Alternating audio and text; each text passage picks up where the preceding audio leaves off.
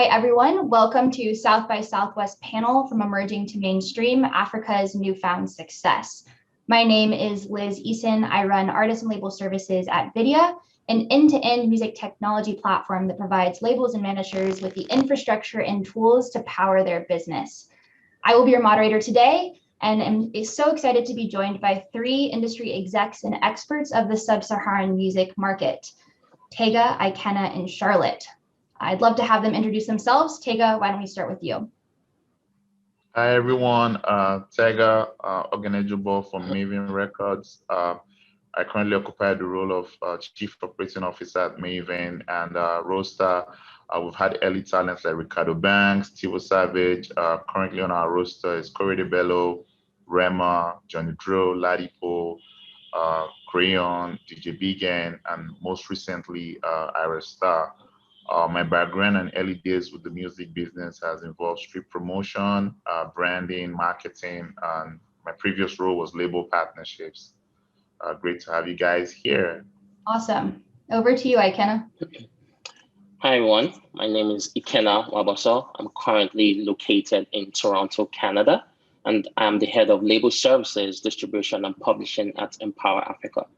Empower Africa is a talent incubator and label services company that provides distribution, marketing, and publishing admin for African artists.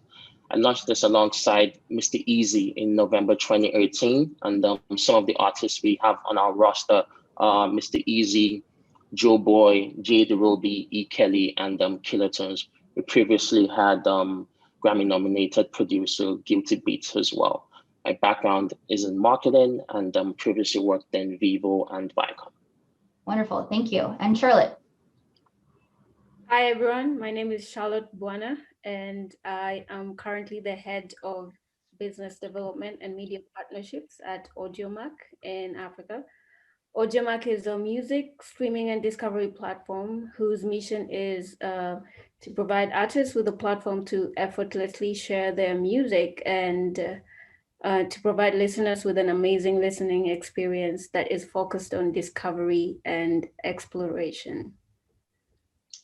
Awesome, thank you so much. The topics that will be explored and covered in today's panel include discussing how there's been an increased accessibility of digital music in sub-Saharan Africa throughout the past 5 years, how that's led to the expansion and influence of DSPs or streaming platforms in various African territories, and finally, the result of which has led to international and mainstream success for many African artists. Let's get started. Africa, as we all know, has always had a vibrant music scene, but historically it was difficult or harder for artists to break out from their local territories due to lack of infrastructure. I know historically I've had conversations with all of you about this, but music consumption around 2015 was primarily through YouTube videos, physical CDs, and MP3 file sharing. I'd love to set the scene with our audience and give them a perspective of what the consumption of music looked like back then. Around what year was that? Tega, why don't we start with you? Thank you, Liz.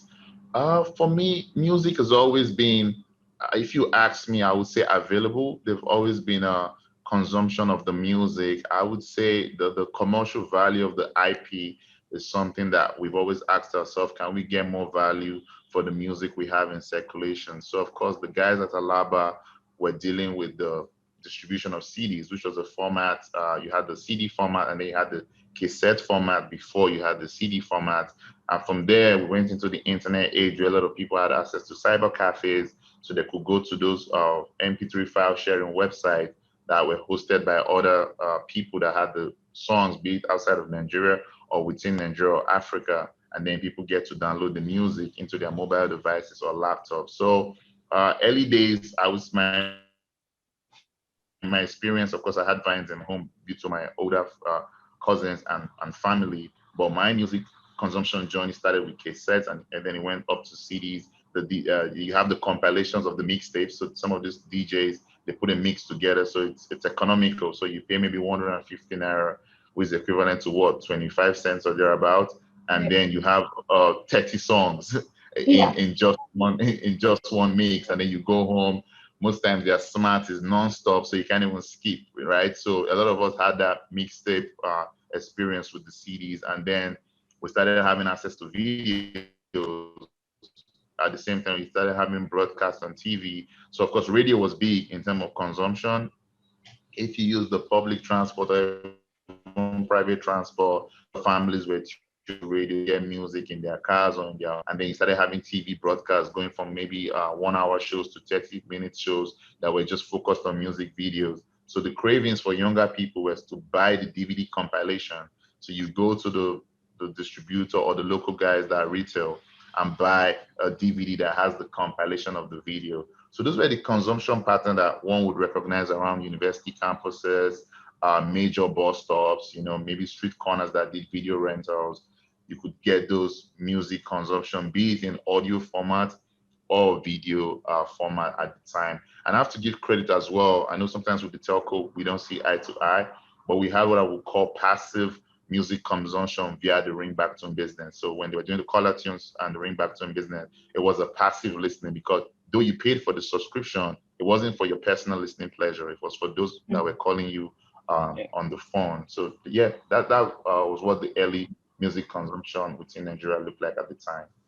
Yeah. And just to add to that, Alaba was very important in distributing music and getting our artists across the continent and even the world. Alaba was like pretty much like one of the biggest electronic markets. Artists would actually go to Alaba and do deals with them and be like, okay, here's my album. I want to have a deals. Then Alaba will pretty much act in the capacity of a distributor and give that artist an advance, and they'll go ahead and then distribute it, across the continent and also globally. Yeah.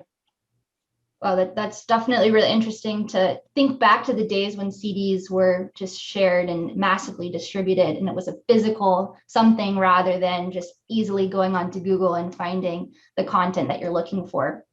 So the distribution was there, but what about, marketing and promotion? Charlotte, I'd love to hear from you as to what was important and what was key to getting those artists outside of their local territories. I think that way back then, growing up in Kenya, one of the biggest promotional channels in Kenya was, public transportation, because this is, 80% of people would take public transport. And so this is where you get to kind of listen to new music or listen to any kind of music when you're, commuting from from work to home to work and stuff like that. And a lot of times it's because you don't have control to what kind of music is going to be played in the car, in the public transport. A lot of times the commuters would find themselves discovering new artists just because there's always someone new that's going to be played. They always have a new CD to play after an hour or after 2 hours or after it's overplayed. And I feel like this was the easiest way and the quickest marketing channel that was available to artists back then. Apart from like Alaba distributing to the masses, which in Kenya we call them River Road. But also the other marketing channel would be in the salons, in the barbershops as well, because then the distributors would come with their CDs to the barbershops and the salons and kind of play the music there. And this was also another quick marketing channel.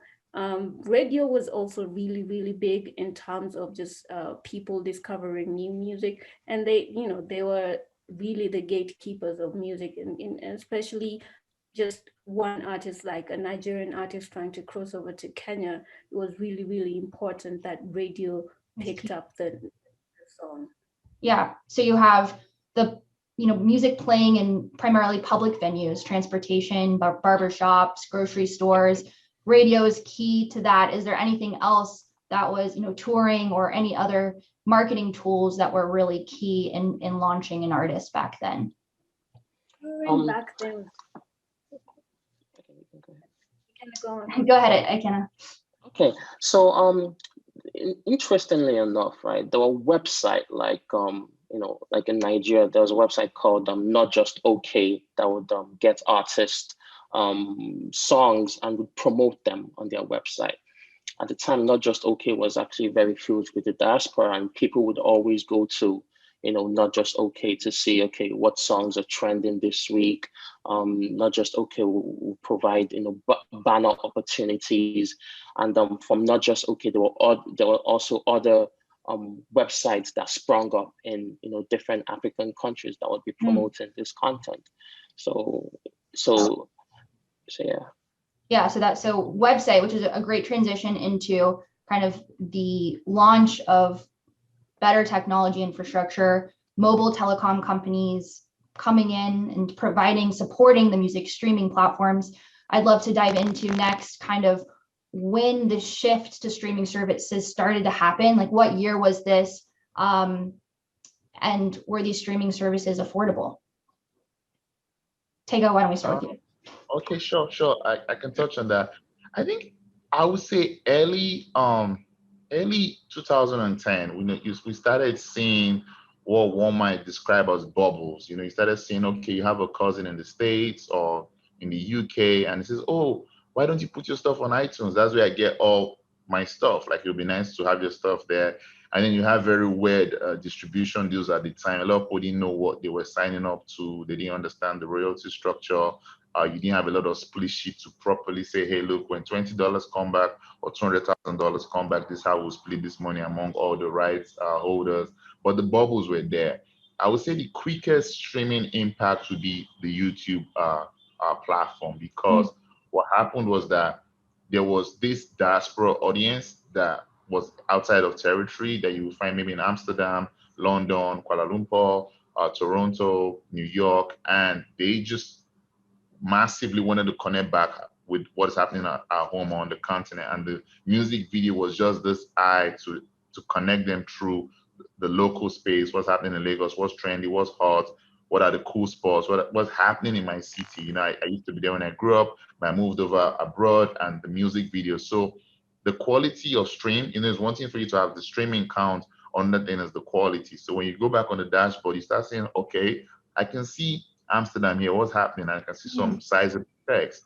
And that, of course, reinforced the need to increase the quality of videos, because you started understanding that there were certain videos that had certain higher views because of how it appealed to the diaspora audience. So, of course, brings in the question of exposure. So when people are exposed to a certain standard, even though you're doing African music, they expect you to, take the video up a notch that they can further appreciate and share with their colleagues at work or at campus where they were schooling. So YouTube was that early volume in terms of stream and in terms of quality on the royalties, because these streamings were majorly coming from outside of territory.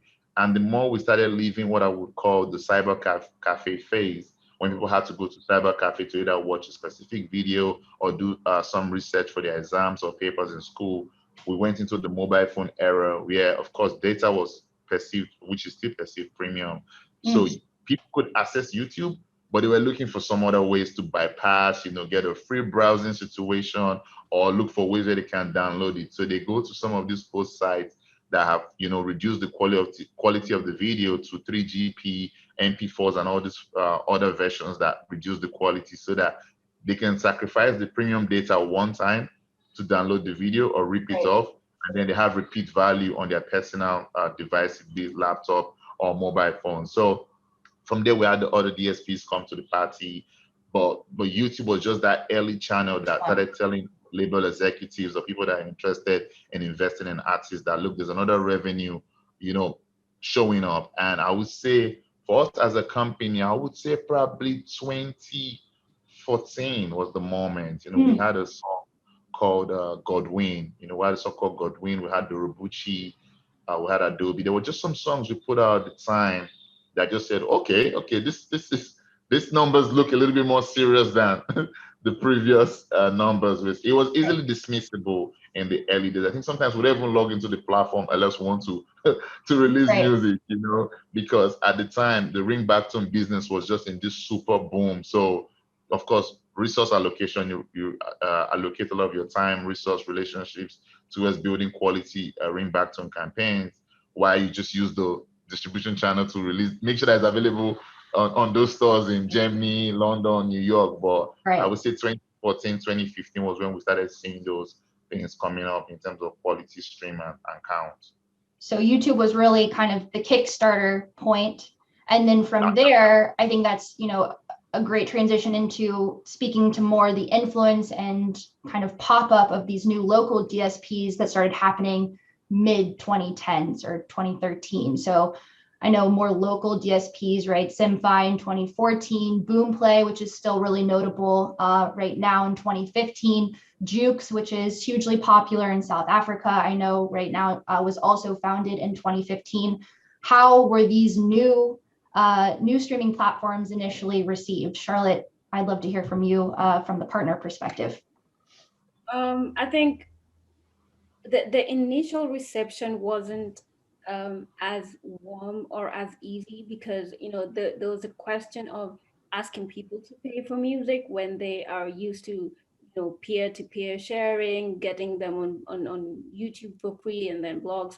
So and then the second, I think the second week, the first challenge that they really got was people did not want to pay.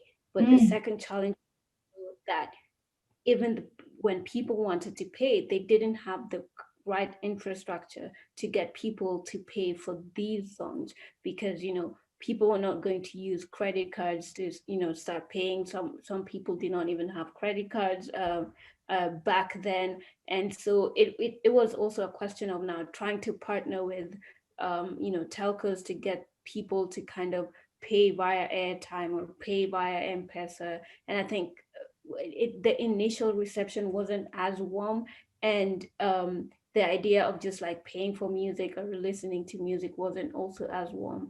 But I feel like from the artist side, they were really they were okay giving their content to a proper you know, platform, believing that because they did not have, you know, the way the music was distributed before that was kind of just illegal, like on illegal blogs, and they were not benefiting, you know, as the owners of the music. And so from the artist perspective, I think they were warm enough and they wanted to put their content out there. So it got to a point where when artists started putting their content on these platforms and reducing you know, CD, you know, make manufacturing and stuff like that, and that's when people, you know, kind of started picking up on streaming. Interesting. And I'd love to hear from you too. As you know, 2015 hits, Apple launched in South Africa, and then I know last year is now available in 39 territories. How has the influence of US-based DSPs and their expansion really helped the music market and scene in Africa? Okay, the US-based apps, they've helped a lot, especially to bridge the gap between you know, Africa and the rest of the world. You know, so like let's use Apple Music for an example. You know, they have an initiative called Up Next. You know, they started that in like 2017, and Mr. Easy was the first African artist to be on that platform, and they really promoted and pushed him on a global scale. He was able to perform for the first time on late night television in the States, the late night show with James Corden. Yeah. You know, so it's really helped bridge that gap. And afterwards, you know, of recent, from 2017 to now, there have been other African artists that have become Apple Music Up Next, and Apple Music have promoted them. Artists like Rema, artists like Burna Boy. And with the, you know, massive diaspora we have, you know, so you have you know, people overseas who are obviously more engaged and listening to the music. Right. Yeah. And you worked, just for a recent example, closely with Apple on Joe Boy's documentary, Becoming the African Pop Star. How did that opportunity come to the table? Okay, so, you know, been working on Joe Boy's debut album, and then and Apple Music has always provided a lot of support for Joeboy, since his breakout hit Baby in 2019. So, as part of the promotional strategy and rollout for his project, we had this documentary that pretty much shows the rise of Joeboy since 2019. And Apple Music was, wanted to work with us on that, and then we partnered with them to promote the documentary, as well as the album on their global app. So, so they were promoting it to people, to subscribers, not just in Africa, but subscribers internationally in different markets. Yeah, internationally, the States, UK, all of that. So Apple has clearly been an amazing proponent of African artists, and AudioMac, just to transfer over to Charlotte, has also been really supportive, especially of emerging African talent. I know AudioMac is newer to the African scene. You launched the Nigerian office last July, and quickly the app became #1 in both the Apple App Store and the Google Play Store. So it was definitely well received when it launched. Charlotte, what are some recent partnerships you led to drive new users and awareness to the platform? Just because we're really, really growing in the continent, we've really tried to just make sure that we partner with everybody that's kind of contributing to the culture.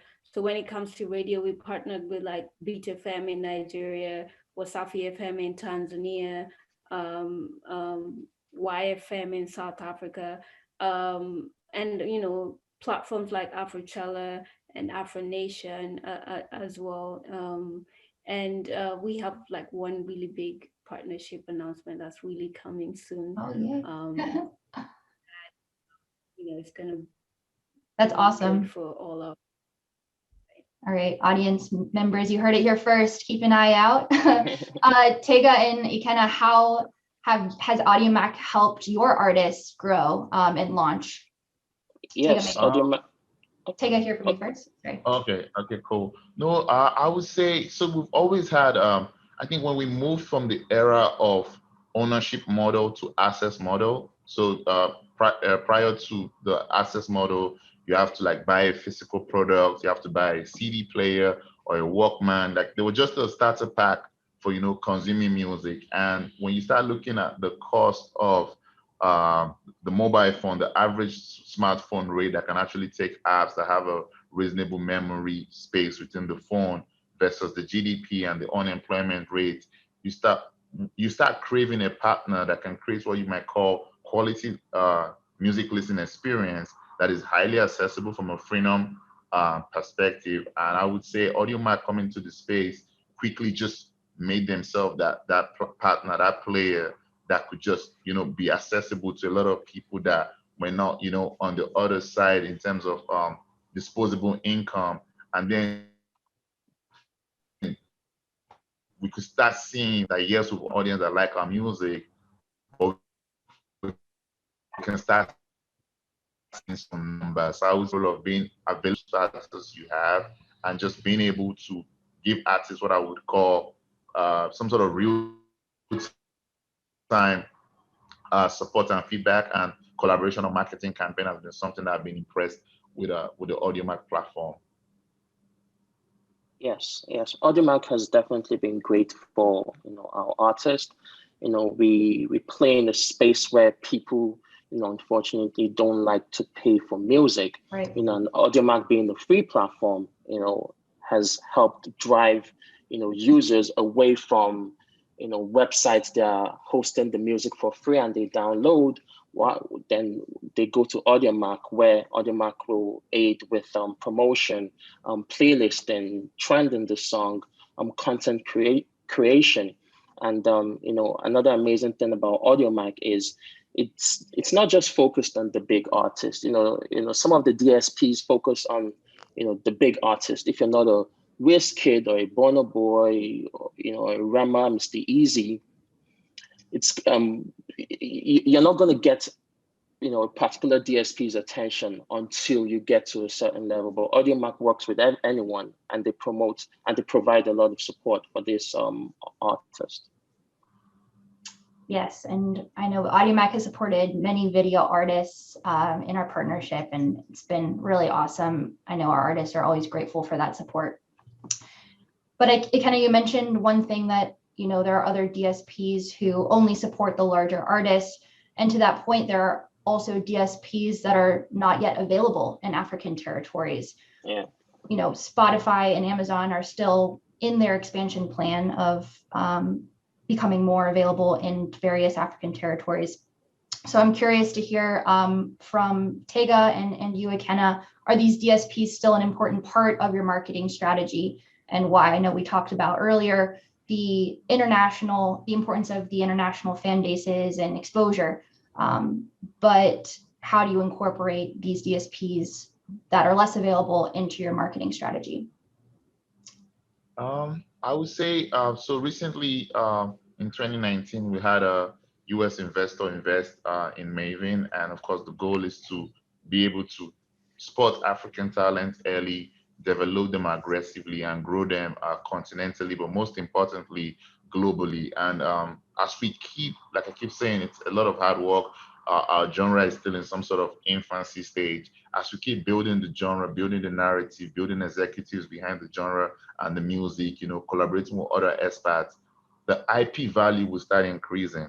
But at the moment, some of the investment we're putting behind the music is really ultra high compared to the returns down the continent. So my recommendation on how I love to approach our artist development and marketing campaigns is always to have a continental marketing strategy and also have a global marketing strategy, targeting certain key markets. So certain key markets that, of course, have stronger diaspora population, certain DSPs are more dominant, or that's where they tend to support more with regards to their resources and team effort.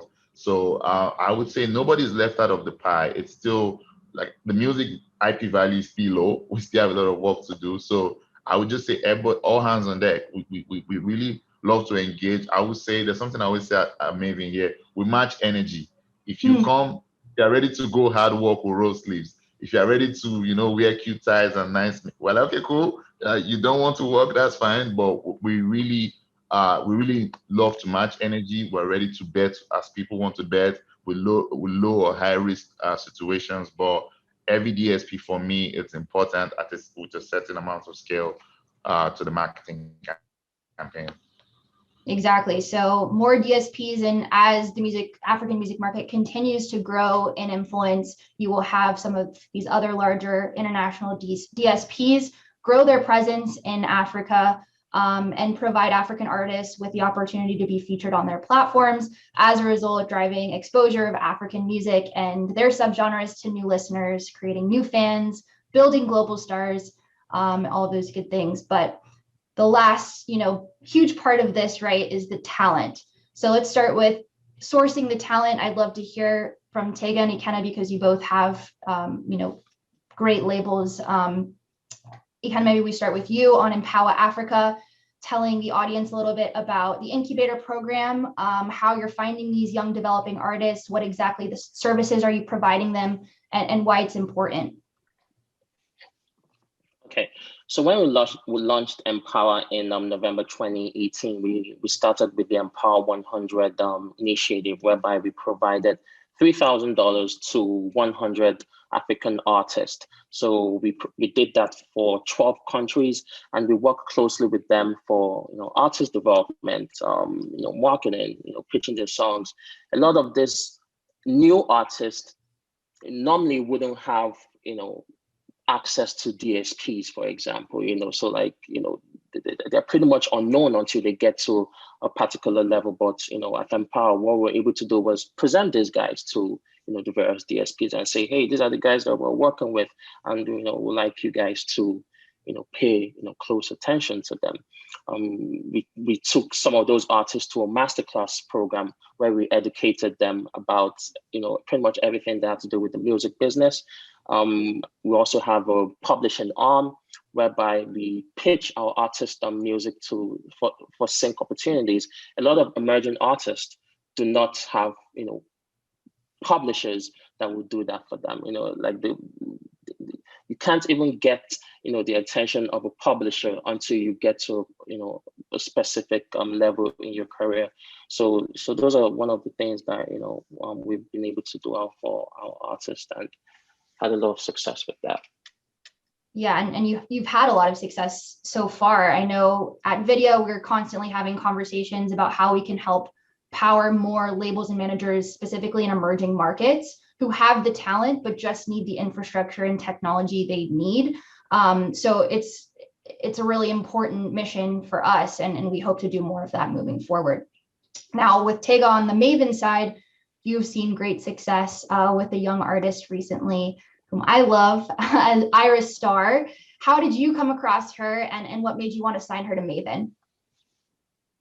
So I would say we first have to give so much credit to Don Jazzy and his approach to artist development. Of course, our founder and CEO happens to be a producer, so he believes in diversity. He believes in like the music first. He's really big on what he thinks the music can become when he spots a talent. So when he sees somebody like, okay, this person is here, but if we put in XYZ effort, we can actually take this person here, right? So, and you can say, even the Maven DNA, you can almost say something like X-Men. So Don Jazzy like Professor X, and we're looking for mutants. So we're always looking for people that have certain skill sets. And for me and the team that leads our like marketing, commercial partnership efforts at our corporate space, we look at the shelf of the business. So it's okay, what is our own in-house business as Maven? What is not on the shelf? What other type of artists can we introduce into our business that gives us a sort of position in the market? Everybody cannot do the same thing. And then we look into the larger Afrobeat space. It's okay, look, this is African music, Afrobeat. What's not on the shelf? And then we go global. Then we say, okay, let's go international. What don't they have? So that we can almost have what you might call a three-point approach to developing artists. Okay, you know what? You need to check this box. You need to check that box. You need to check this other box. So one thing we do is we really sign very early. We sign very early stage artists, no digital footprint, no nothing. We love to develop at our pace, at our race, on our time, because most times when you sign a talent that's already out there, there's so much secondary pressure. Maybe they've had a hit song one time before. People are looking for them to put out another hit song or have another big moment. We just almost take it like movie production, where you're actually developing the character within the process. And we hire Don Jazzy founder on Instagram and said, hey guys, look, teenage girl, I think she'll be an amazing artist. And as Maven, we've never launched a teenage girl before. We've had 2 female artists on our roster in form of Tiwa and DJ, but we've never had a teenage girl. We're like, okay, this is an exciting project. Let's bring her into. So we have like a small academy thing, not like Empower thing. Empower is the big wigs, so we have a small academy thing going on where we just really take a selected number of people, be it a producer, a young DJ, a songwriter, and bring them into our fold and spend time about, I think, which is very important for developing artists, is vision alignment. We spend a lot of time saying, hope we're building the same thing, because most times you sign a talent, they want to build something else, you want to build something else. So that's chemistry, that process helps everybody have shared vision. And most times when we put out the artists, we see some early success, but again, it's still so much hard work developing these artists to the vision and the expectations of the industry as well. And when you initially launched her, just to keep on Iris Starr, it was a conversation that we had, and I was definitely surprised by, but was the shock factor, the surprise release. You were going to tease it on Don Jazzy's Instagram earlier in the day, and then launch the EP that night with no marketing dollars really before to promote pre-saves or any of that. Did you know that this was going to work again? Like, was it scary? Were you scared? No. So that's what we've always done. For Mohit, we always, put out a small, Mohit used to do 3 tracks, and we didn't really, so we've never really, so you would almost say, me especially, I'm a sniper. I don't like machine guns. I think it's too much noise. I really believe in preparation. I really believe that if you're prepared, you can weather any shock. You can weather any, just like an aircraft that has a seatbelt, right? Like you can stable yourself through any turbulence. So we've always believed that. Do the work, stay busy. All the after noise is not that critical. You're trying to tell a story here. You're trying to launch a product. just stay focused on the product, Right. which again is very important, your own time, because most times when an industry, of course, it has its own association, its own expectations, but being able to do it outside of the industry purview, I think that's what a lot of our colleagues and stakeholders respect. When we come out and we put something that is really well prepared, we get the applause, we get the compliments, we get the support of the industry as well, because they know that it's not easy to do this thing that we just did, even though it looks like a surprise to some of them. It's on the back of our existing track record or somewhat what is expected from Maven. So we're not shocked. Of course, we set some KPIs here and there. Some she has really, surpassed early on, but somewhat expected considering, again, looking at the shelf of our business, the African industry and the global space, knowing that there's really no one with her archetype at the moment. Right. So just being strategic and who you're selecting and putting in the work and time before the launch to make sure that the launch goes smoothly. I know, Charlotte, just to go over you've artist development, and we spoke about this earlier, is hugely important to AudioMac. What type of programs have you started or will continue to launch in support of the IRA stars or the next big acts? You're very right. For us, we're a very artist-oriented platform, and we are big on discovery, and so we really want to be able to kind of just put out the next big star out there. We have Up Now, which is our artist development program, which we kind of just like the AudioMac team handpicks a minimum of 3 artists across the world and across different genres, and we provide them with specialized marketing, editorial, programming, social promotions, and playlisting. And all this is just like in order to raise global awareness and kind of just further grow their audience.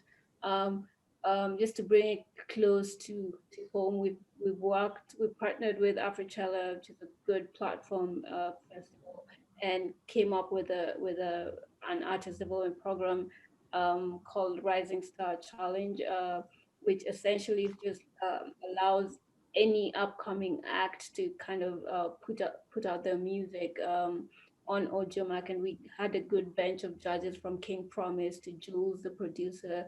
And we always have a good bench of judges just to listen to the submissions and kind of figure out who really is the next rising star coming from Africa. And we kind of just like want to enable as many people and give as many people the opportunity to put out their music out there, but also keep on putting out good music. So Rising Star Challenge, you find that whoever wins gets like studio stations at different studios. The current winner gets studio stations at BBNZ Live, which is a good studio in Accra, Ghana, and then they get like $1,000 worth of studio equipment just to enable them buy more studio equipment so they can keep on recording more music and putting out more music out there. And these are some of our initiatives. And with the Rising Star, we definitely are going to take it across the continent. And I mean, it is open to anybody from the world, to just kind of their music and, let's hear it out. Yeah, I mean, the artist programs are so important, and most streaming platforms offer some sort of artist program or support for rising talent or the artist to watch of that year or the next year. So it's definitely great to see AudioMac promoting these programs and supporting the talent of tomorrow, which leads us to the growth and momentum. The music landscape, as we know, varies so much throughout the continent that I would imagine it's difficult for artists to enter certain markets. For example, right now, South Africa is heavily influenced by Afro house and electronic music, while Nigeria, Ghana is big in Afrobeat, Afro pop. Have any of you found success in reaching new African audiences outside of your region? And how have you done so? Ken, I'd love to start with you there. So on our end, right, we've done so by, international collaborations. So I'm going to use Mr. Easy as an example.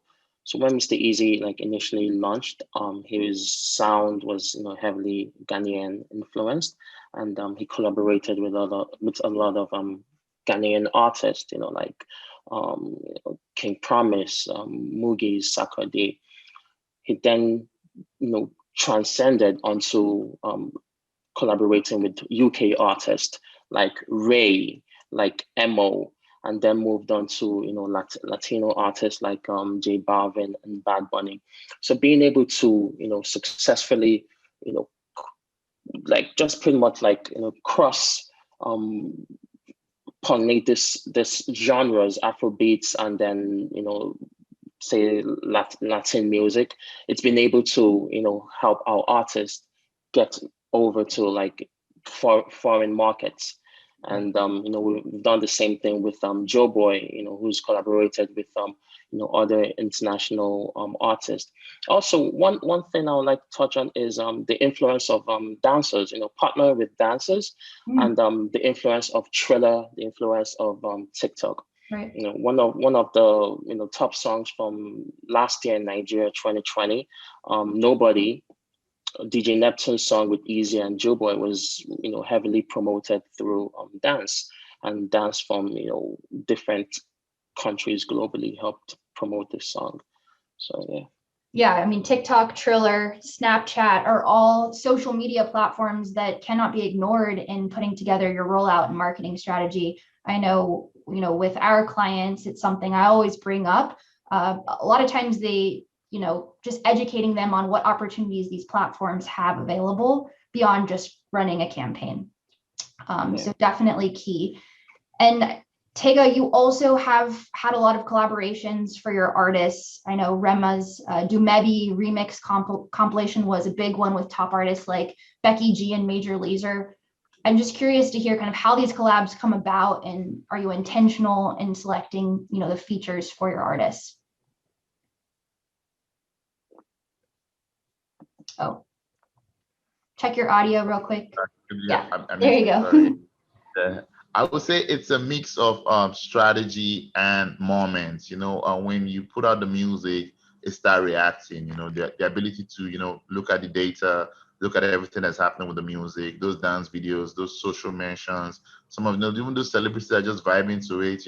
Everything just tells you a story that you can use to open further conversation. And it's a very interesting time to be African and Black, because a lot of people are just like saying, oh, I want to be educated. I want to know more about what's happening. I want to know the culture. I want to understand the music, the food. I want to travel there for holidays. So some famous artists or some famous or popular A&Rs or label executives are like, hey, that record you guys put out, is it possible for us to, jump on a remix? And sometimes as well, attending the award ceremonies or conferences like South by Southwest, all of these cool things, you get to network and meet other people. And then the trendy songs, you start saying, okay, how do we make this song more deliberate and intentional in terms of marketing a certain territory? So remixes is another way, because again, as Afrobeat start looking for more audience beyond the African audience, the ability to have it sonically pleasing to people that are used to a certain type of music. So let's say, for example, you're used to EDM,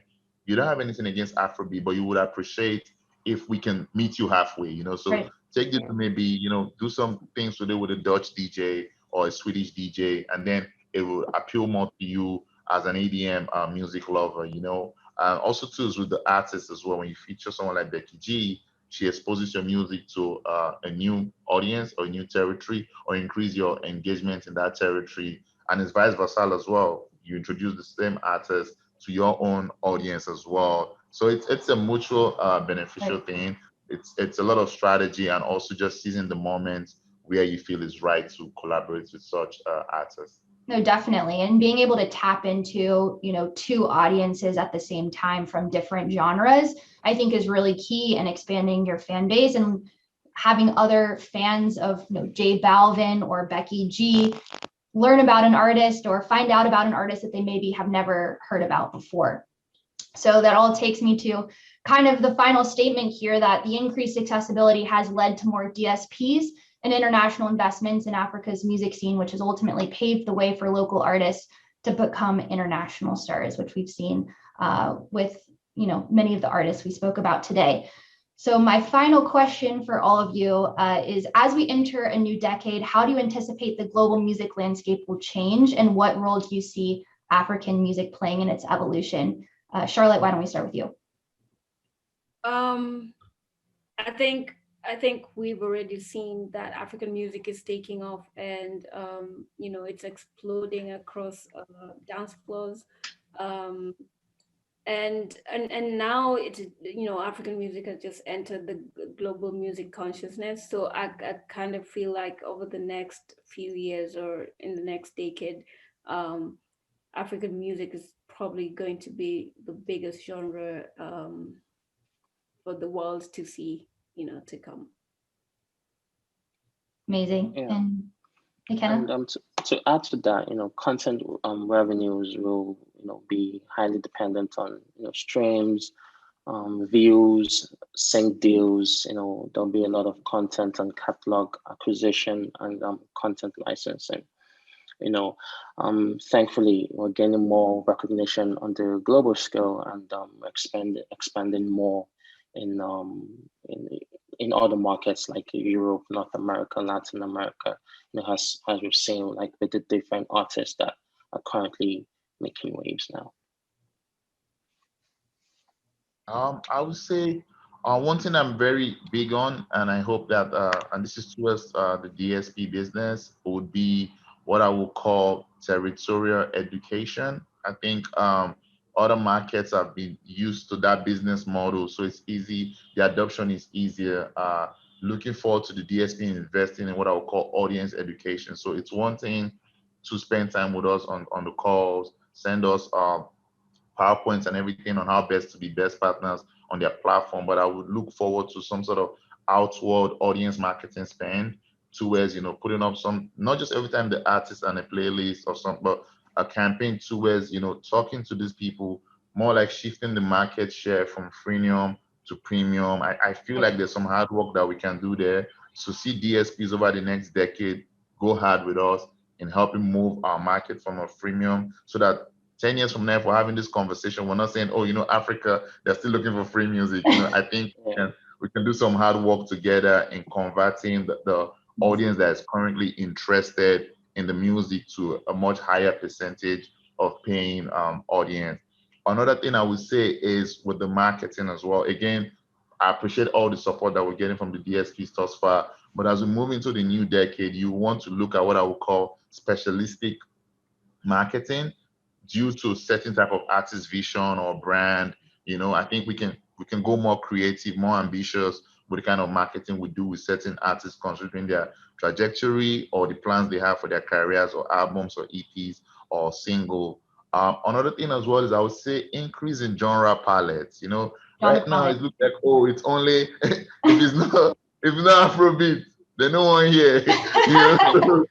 So again, it's a 1 billion plus population. We're very diverse people. We're very talented people. We are musically inclined. We're so musically inclined that we offer a variety of our music, which comes in form of a buffet.